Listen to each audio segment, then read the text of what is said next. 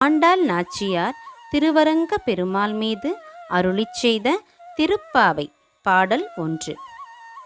மார்கழி திங்கள் மதிநிறைந்த நன்னாளால் நீராட போதுவீர் போதுமினோ நேரிழையீர் சீர்மல்கும் ஆய்ப்பாடி செல்வ சிறுமீர்கால் கூர்வேல் கொடுந்தொழிலன் நந்தகோப்பன் குமரன் ஏராந்த கண்ணி யசோதை இளஞ்சிங்கம் கார்மேனி செங்கன் கதிர்மதியம் போல்முகத்தான் நாராயணனே நமக்கே பறைதருவான் பாரோர் புகழ படிந்தேலோர் எம்பாவாய்.